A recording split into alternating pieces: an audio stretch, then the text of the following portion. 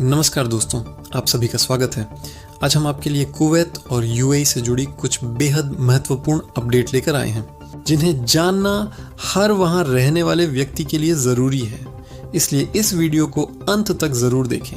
सबसे पहले बात करते हैं एक अहम निर्देश की, जो कुवैत प्रशासन की ओर से जारी किया गया है। अगर सड़क पर कोई भी इमरजेंसी वाहन जैसे एम्बुलेंस, दमकल या अन्य आपातकालीन सेवा की गाड़ी जाती हुई दिखाई देती है तो उसे तुरंत रास्ता देना अनिवार्य है। इसके साथ ही यह भी कहा गया है कि अगर कहीं आग लगी हो और दमकल कर्मचारी अपना काम कर रहे हों तो वहां भीड़ इकट्ठा न करें और न ही उनके काम में किसी प्रकार की बाधा डालें। ऐसी स्थिति में तुरंत उस स्थान से हट जाना ही बेहतर है।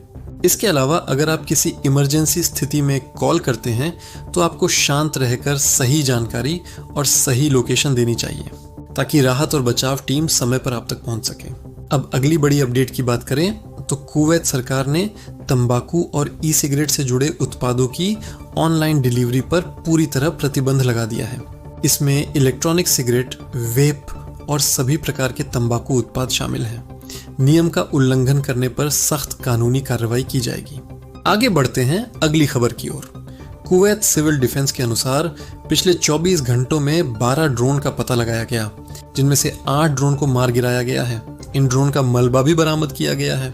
इस कार्रवाई के दौरान 3 सैनिक मामूली रूप से घायल हुए हैं, जिन्हें इलाज के लिए अस्पताल में भर्ती कराया गया है। अब सबसे जरूरी चेतावनी पर ध्यान दें। अगर आप कुवैत में रह रहे हैं तो किसी भी प्रकार की संवेदनशील वीडियो सोशल मीडिया पर शेयर न करें। ड्रोन, मिसाइल या हमलों से जुड़ी फुटेज या किसी सुरक्षित लोकेशन की वीडियो साझा न करें। ऐसा करने पर गिरफ्तारी भी हो सकती है। इसी से जुड़ी एक बड़ी खबर यूएई से सामने आई है, जहां 25 लोगों को गिरफ्तार किया गया है। ये लोग हमलों से जुड़ी वीडियो बनाकर सोशल मीडिया पर फैला रहे थे और लोगों में डर का माहौल पैदा कर रहे थे। इसलिए आप सभी से अनुरोध है कि किसी भी प्रकार की अफवाह न फैलाएं, गलत जानकारी शेयर न करें और सभी सरकारी नियमों का पालन करें। आपकी जागरूकता ही आपकी सुरक्षा है। जानकारी उपयोगी लगी हो तो वीडियो को लाइक करें और चैनल को सब्सक्राइब करें। धन्यवाद।